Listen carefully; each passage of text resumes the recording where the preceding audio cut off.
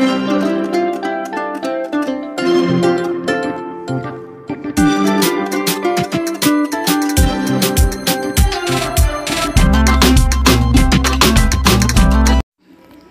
Friends, welcome back to our channel. সবাই কেমন আছো? আশা করছি সবাই অনেক ভালো আছো, সুস্থ আছো, আর আমরাও অনেক ভালো আছি। আর সবাই সুস্থতা কামনা করি। আমি আমার আরও একটি ভিডিও নিয়ে চলে এসেছি। আমি মাম্পি। আমার আর একটি নতুন ভিডিওতে তোমাদের সবাইকে অনেক অনেক স্বাগত।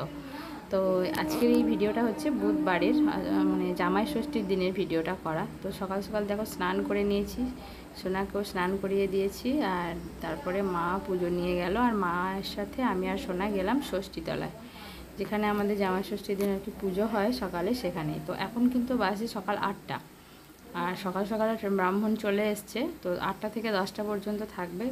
তারই মধ্যে গ্রামের সবাই পুজো নিয়ে যাবে, আর পুজো হয়ে মানে পুজো করে নিয়ে আসবে। তো এখন দেখো আমার মা ওখানে বসে আছে, মা হচ্ছে পুজো করিয়ে নিচ্ছে। এদিকেও অনেকজন আছে পাড়ার। আর এটা হচ্ছে মানে আমাদের বাড়ির কাছেই, বেশি দূরে নয়। আর সোনা বারবার পুজো দেখতে দেখতে রাস্তায় চলে যাচ্ছে, পাকা রাস্তার ধারে তো এটা, আর আমি ওকে বারবার হাত ধরে ধরে টেনে আনছি। আর ষষ্ঠীর দিন সোনার পাপা তো নেই, এখন ছুটি পায়নি, এখন সে ওর 4 মাস পরে আসবে। তো জামাই ষষ্ঠী মানে জামাই ছাড়াই আমার ষষ্ঠী হচ্ছে। আমার সর্দি ভাই আসবে একটু পরেই। ও বাড়ি ফোন করেছিলাম, ও বেরিয়ে পড়েছে। ও 10টা নাগাদ বাড়ি ঢুকে পড়বে। আর জায়াবু কলকাতা থেকে মানে ছুটি পায়নি দিনের বেলা, তো সেদিন দুটোই ডিউটি শেষ করে মানে সন্ধ্যের সময় জায়াবু আসবে। তো পুরো ভিডিওটা তোমরা স্কিপ না করে কন্টিনিউ দেখো, আশা করছি ভালো লাগবে। তো পুজোর ওখান থেকে পুজো দিয়ে প্রসাদ নিয়ে বাড়ি চলে এসেছি। তারপরে এখন এবার মানে ফোঁটা দিয়ে নেব। আমি সোনাকে দেব, মা আবার আমাকে দেবে। আবার ওইদিকে দিদি আসছে, দিদির ছেলে মেয়েকে মানে আমার বোন পবুনজিকে, ওদেরকেও ফোঁটা দিয়ে নেব। আর পিউ এখন বড়দির মেয়েও এখন স্নান করতে গেছে, ও আসলে ওকেও দিয়ে নেব। তো সোনাকে ফোঁটা দেওয়া হয়ে গেছে, আশীর্বাদ দিয়ে ফুলটা দিয়ে দিলাম। তো এবার বলছি একটু সোনার প্রসাদটা কী নেবে নাও। তো বলছে মামা আমি প্রসাদ খাবো না, আমি এখন গ্লুকন্ডি খাবো, গ্লুকন্ডি খাবো করে পাগল করে দিল। আর গ্লুকন্ডি কি হোয়াইট কালারটা খাবে না, অরেঞ্জ কালারের অরেঞ্জ গ্লুকন্ডিটা চাই। তো বললাম একটু খেতে হয় না, তাই একটু মনটা মুখে ঠেকিয়ে নিল। এখন আবার তোমাদেরকে এখন হ্যালো হাই করছে সামনে এসে। মা আমাকে ফোঁটা দিয়ে দিচ্ছে, আর সোনা আমাকে সমানে গ্লুকন্ডি চেয়ে যাচ্ছে। আমি এবার ফোঁটাটা দিয়ে নেব, তারপর ওকে গ্লুকন্ডিটা দেবো।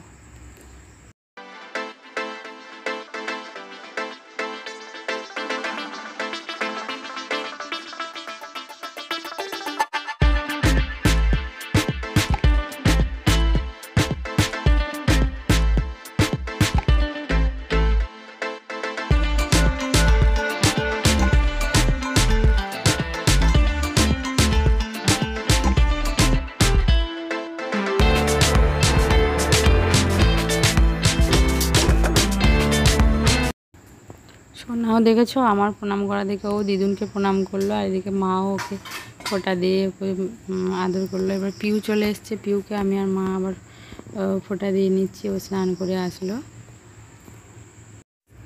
মা কিন্তু আমাকে প্রসাদ দিল, কিন্তু আমি প্রসাদটা খাইনি, জলও খাইনি, কারণ আমার দিদি আসছে, ওর আমার দিদি ছেলে মেয়েদেরকেও ফোঁটা দেবো। তারপরে আমি একদম তারপর শরবত জল খাবো, তারপরে মুড়ি খাওয়ার জন্য কিছু করব, দিয়ে মুড়ি খাওয়া হবে। তো সেটাও তোমরা দেখতে পাবে, সঙ্গে থাকো।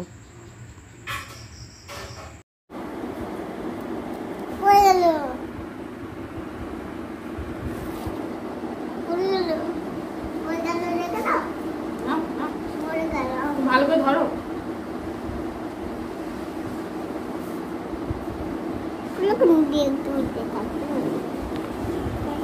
তুমি ঠিক আছিস না? ফুলকান্দি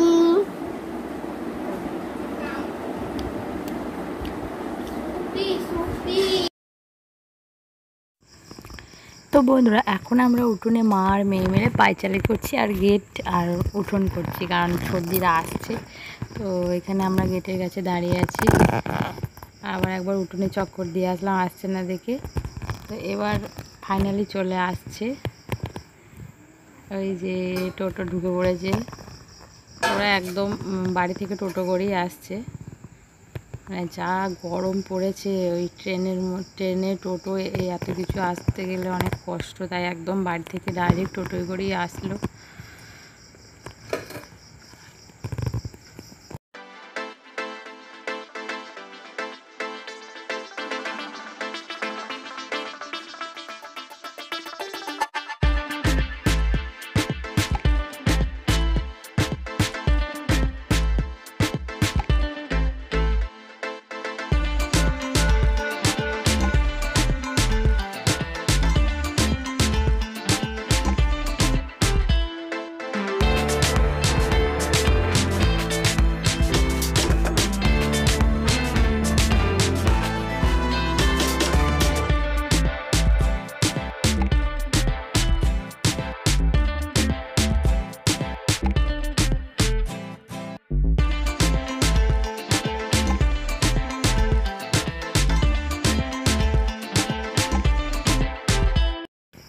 দিদি যখন দিদিদের বাড়ি থেকে বেরিয়েছিল তখন ওদের ওখানে পুজো হয়নি, তাই ও আমাদের এখানে এসেই ওর ছেলে মেয়েকে ফোঁটা দিয়ে নিচ্ছে, আমার সোনাকেও দিয়ে নিল।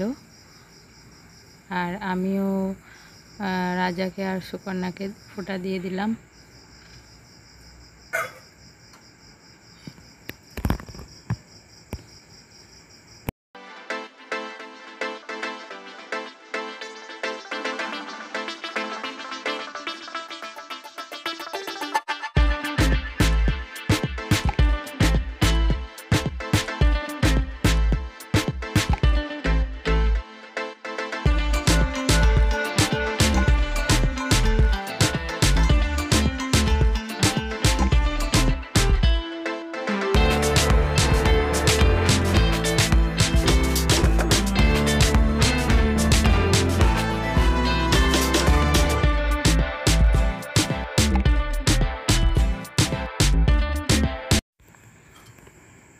মা এবারে দিদিকে ফোঁটা দিয়ে নিচ্ছে। আর মায়ের তো আমরা মেয়ে, আবার আমরাই মা, তাই দেখো আমি আর ছোটদি মিলে আবার মাকে ফোঁটা দিয়ে নিলাম।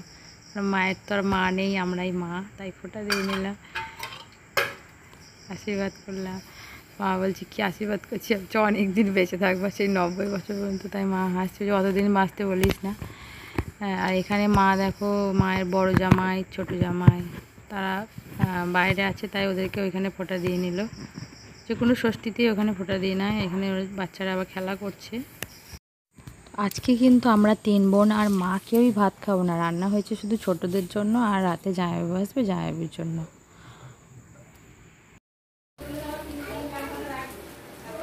আমাদের তো আজকে ভাত খেতে নেই, প্রসাদ খেয়েছি। তারপরে এই যে ছোলার আলু যেটা ভাজা করছি, ওটা দিয়ে সবাই মুড়ি খাবো। শুকনো মুড়ি খেতে হবে, এখন ভিজিয়ে মাখিয়ে খেতে নেই, শুকনো শুকনো খেতে হবে। তারপরে আবার বিকেলে আবার চিড়ে ফল টল মিষ্টি এগুলো সব খেয়ে তারপরে আবার তখন মুড়িটা মাখিয়ে খেতে পারবো জল দিয়ে। তারপর রাতে আর কিছু খেতে নেই। জামাই ষষ্ঠী হচ্ছে, শুধু জামাইরাই আজকে খাবে, আর যারা নতুন বিয়ে হয়েছে বাচ্চা হয়নি তারা খেতে পারবে, কিন্তু যারা বাচ্চার মা হয়ে গেছে তাদের এই নিয়মটা আছে যে আগে তাদের খেতে নিয়ে ষষ্ঠী পালন করতে হয়।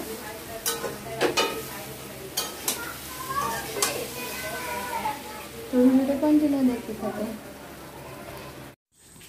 তো আমরা জানতাম জামাইবাবু যে কলকাতা থেকে একদম এখানেই ডাইরেক্ট আসবে, তো না, জামাইবাবু বাড়ি গেছিলো, তারপরে আবার ফ্রেশ হয়ে আবার বাইক নিয়ে তারপর এসছে। তো এখন বাজে হচ্ছে 8টা সন্ধ্যার সময়। আর মানে এবার মা হচ্ছে ফোঁটা দিয়ে নেবে জামাইবাবুকে। আর রাতে জামাইবাবু মানে আজকের দিনটা জামাইবাবু কোনো মানে খাওয়ার বেশি কিছু খেতে চায় না, বলবে যে খাবার যা হবে সব কালকে, কারণ আজকে তোমরা খেতে পাবে না, তাই আজকে বেশি কিছু করার দরকার নেই। জামাইবাবু খেতে চায় না, তাই জন্য মানে অল্প কিছুই করা হয়েছিল। ওই পটল ভাজা, ভেন্ডি ভাজা, ঝিঙে আলু পোস্ত, ডাল, মাছের রসা আর চাটনি, এটুকুই ব্যাস হয়েছিল রাতে। তো পরের দিনে আবার কী হচ্ছে সেটা তোমরা দেখতে পারবে। এখন হচ্ছে মা হচ্ছে ফোঁটা দিয়ে নিয়েছে আর প্রসাদ দিয়েছে, আর জামাইবাবু সবাইকে দিচ্ছে একটা একটা করে, তারপর খাবে।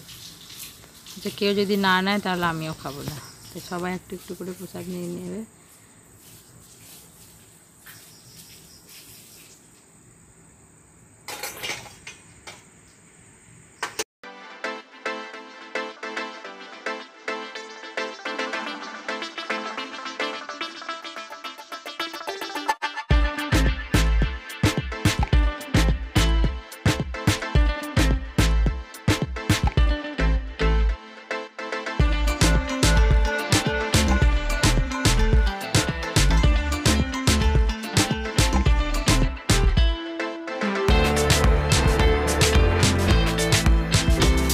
বন্ধুরা, তোমাদের একটা কথা আমি ভুল বলেছিলাম মাঝে, যে রাতে কিছু খেতে নেই।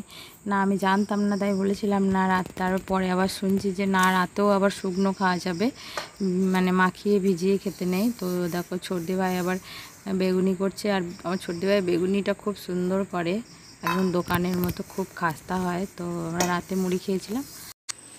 তো বন্ধুরা, এটা আবার ছিল পরের দিন সকালে। তো সকালে দেখো কি কি বাজার করা হয়েছিল। 2 কিলো মাটন, 1 কিলো চিকেন, আর 500 মতো চিংড়ি মাছ, আর আরও অনেক কিছু মানে রান্না হবে, সবজি। আর যেগুলো কিনে আনা হয়েছে সেটা বলছি। আর হচ্ছে মাটনটা 5 জন খাবে, আমার দিদি, জামাইবাবু, তার ছেলে মেয়ে আর মা। আর চিকেনটা আমি আর পিউ খাবো, আমরা মাটন খাই না। আর চিংড়ি মাছটা হবে মালাইকারি। তো মালাইকারিটা আমি করেছিলাম। আর মাকে এদিকে পেঁয়াজ আর রসুন কাটতে বসিয়ে দিয়েছে, মা ওটা করছে। আর বাকি সবজিগুলো মায়ের কাটা হয়ে গেছে।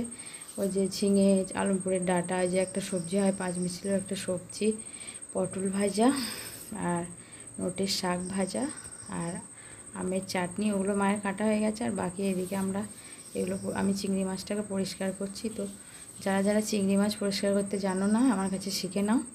এই যে চিংড়ি মাছের মাথার মধ্যে একটা যে ঘাসের মতো শক্ত থাকে, ওটা ফেলে দিতে হয়। আর ওই মাছ বরাবর যে একটা কালো, দেখো ওই পাক ভরা থাকে, কিচকিচ করে, ওটাকেও ফেলে দিতে হয়। ওগুলো খেতে নেই।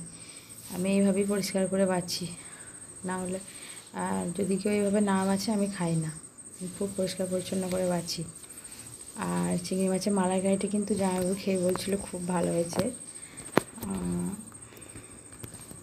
তো বন্ধুরা, ভিডিওটা না বেশি বড় করিনি, কারণ তোমরা বেশি বড় ভিডিও দেখতে পছন্দ করো না। তো এই ভিডিওটা এই পর্যন্তই। আবার দুপুরের খাওয়া দাওয়াগুলো আর ভিডিও করলাম না। তো এই ছিল পরের দিনের রান্না।